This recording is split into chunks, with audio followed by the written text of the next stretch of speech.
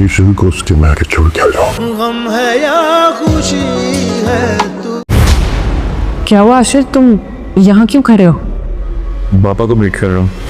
आशिर, असद भाई अंकल को लेके जा चुके हैं। नाशिर, असद की बात मानो ना बेटे। मैं तुम्हारे पर कह नहीं जा सकता। तुम कोशिश करके थोड़ा पहले आ सकते हो। पहले आ रहा हूँ। वो असल में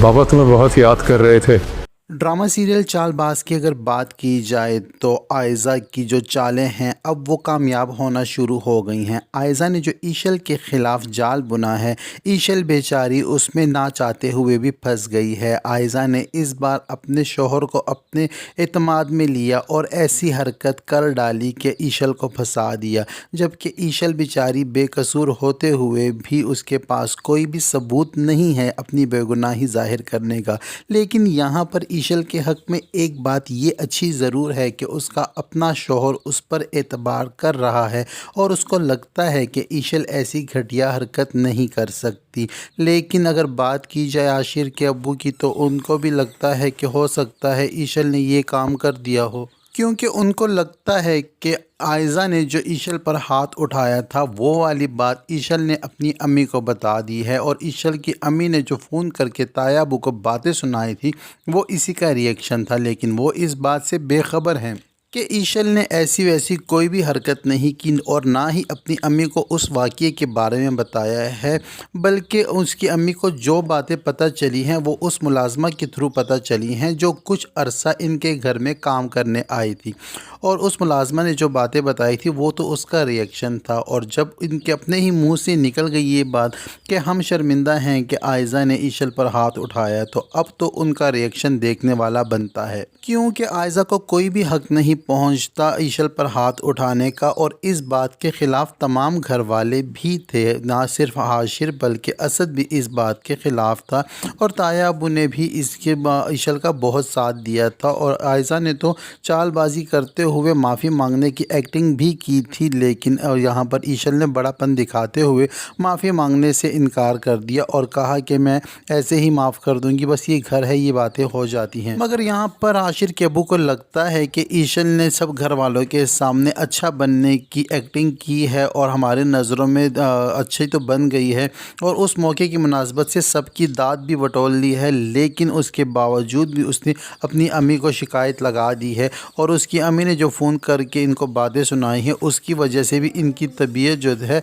वह नासाज हो गई थी, और ऊपर से रही सही कसर जो है आयज़ा और असद ने पूरी कर दी है ईशल के साथ इतना बड़ा ड्रामा क्रिएट करके। लेकिन ईशल जो है उसे इस सारे वाक़ये से बहुत ज़्यादा हैरानी नहीं हुई, क्योंकि वो आयज़ा की नेचर से वाकिफ़ है कि आयज़ा किस माइंडसेट की लड़की है और वो क्या कुछ करना चाहती है। और उसको तो इतना भी पता है कि आयज़ा जैसी जाहिल लड़कियां इन्हीं हथकंडों का सहारा लेती हैं, लेकिन उसको ज़्यादा फ़िक्र इस बात की हो रही है कि इस सारे मामले से जो है आशिर के अबू की तबीयत जो ख़राब हो गई और उनको हॉस्पिटलाइज़ करना पड़ा, तो उस वजह से लेकर वो परेशान है। और जब उसको इस बात का पता चलेगा कि ईशल की अम्मी ने फ़ोन करके आशिर के अबू को फिर से बातें सुनाई हैं, तो ईशल इस बारे में भी बहुत ज़्यादा उदास होगी और इस बात का भी ज़रूर एक्शन लेगी, और यहाँ तक कि अपनी अम्मी से ये भी कह देगी कि मैं आपको पहले भी समझा चुकी हूँ कि मेरे घर के मामलात में आप इंटरफेयर ना करें। लेकिन यहाँ पर अगर देखा जाए तो ईशल के अम्मी अबू का गुस्सा भी जायज़ है,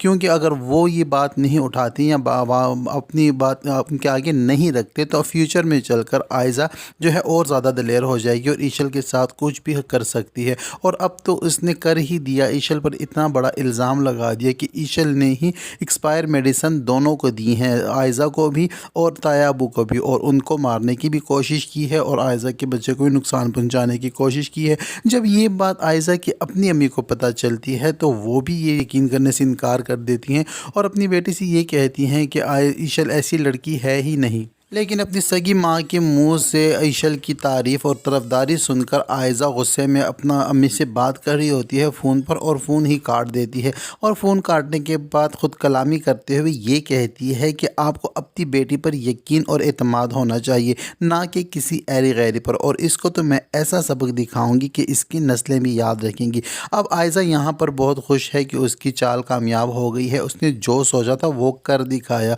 क्योंकि अब जब ठीक होने के بعد हॉस्पिटल से ताया अबू घर आएंगे तो उनका भी फ़ैसला यही होगा और वो जो है हाशिर से कहेंगे कि अगर तुम मेरी बात मानो तो हाशिर के कहने के मुताबिक तुम जाकर कुछ अरसे के लिए इशल को उसके अम्मी अबू के घर छोड़ आओ। लेकिन ये फ़ैसला बहुत सख्त है हाशिर के लिए और हाशिर हैरानगी से अपने अब्बू के मुंह की तरफ देखता रह जाता है और लेकिन उस वक्त उनकी तबीयत को मद्देनज़र रखते हुए कोई रिएक्शन ज़ाहिर नहीं करता। लेकिन हाशिर के दिल पर जो गुज़र रही है वो तो वो ही जानता है। वो इशल से दूरी बर्दाश्त नहीं कर सकता, वो इशल से बहुत ज़्यादा प्यार करता है और इशल से को अपने आप से दूर नहीं करना चाहता। लेकिन यहाँ पर इशल जो है वो समझदारी से काम लेगी और हाशिर से कहेगी कि अब्बू जान ने जो फ़ैसला किया है आप उस वक्त उसको एक्सेप्ट कर लें, क्योंकि अगर इस वक्त हम फिर से घर में कोई इस तरह का मसला क्रिएट करते हैं या शोर होता है घर में किसी भी वजह से, तो हो सकता है कि अंकल की तबीयत फिर से नासाज ना हो जाए। और अभी ये भी हॉस्पिटल से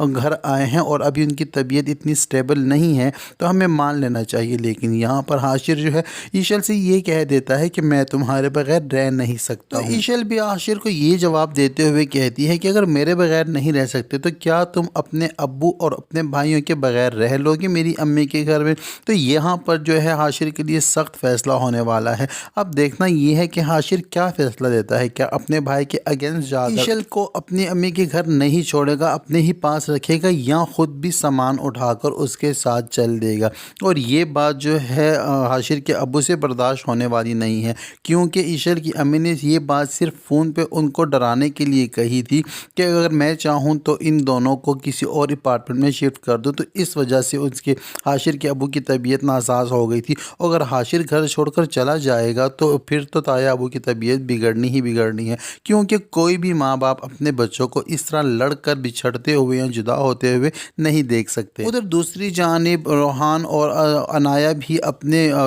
हनीमून टूर पर इंजॉयमेंट कर रहे हैं, लेकिन ताया अब्बू ने असद से ये कह दिया है कि उनको भी फ़ोन करके वापस बुला लिया जाए क्योंकि मेरी तबीयत कुछ ठीक नहीं है। लेकिन असद भी जो है वो अपने भाई को फ़ोन कर तो देता है और इसे ये कहता है कि अगर हो सके तो जल्दी आ जाओ क्योंकि अबू जान को तुम्हारी बहुत याद आ रही है। अबू जान की तबीयत की ख़राबी के बारे में तो रोहान से कोई बात नहीं करता, लेकिन रोहान जो है अपने भाई के मुंह से इस तरह के मुतालबा सुन के कि जल्दी वापस बुला रहे हैं तो उसके जहन में और दिल में एक बात आती है कि कहीं कुछ मसला ना हुआ हो। तो अब रोहान जो है जल्दी से वापस आने की करेगा और अनाया जो है वो भी इस घर में जब आएगी और देखेगी कि जो सूरत हाल घर की है, इशल घर छोड़कर जा चुकी है या उसे निकाल दिया गया है और अबू जान की तबीयत ख़राब हुई है, तो ये सारी बातें जो है ये आयज़ा आपी की ही चाल है और ये बात जो है इसका बावर भी रोहान को करवा देगी। और रोहान के कानों में तो पहले भी ये बात जा चुकी है और रोहान को भी आयज़ा पर शक हो चुका है कि आयज़ा इस किस्म की घटिया हरकतें और चालें चल सकती है। तो अब देखना ये है कि अनाया और रोहान जब घर पे आएंगे तो इन दोनों का इस बात सुनने के बाद क्या रिएक्शन होता है, ये तो आने वाला एपिसोड ही बताएगा। ड्रामा सीरियल चालबाज की स्टोरी बहुत ज़्यादा इंटरेस्टिंग होती जा रही है। ड्रामा सीरियल चालबाज के टीजर्स और प्रोमोस की शॉर्ट स्टोरी और रिव्यू जानने के लिए हमारे चैनल को सब्सक्राइब करें। वीडियो पसंद आती है तो वीडियो को लाइक करना हरगिज़ ना भूलें। अब तक के लिए इतना ही, मिलते हैं नेक्स्ट वीडियो के साथ।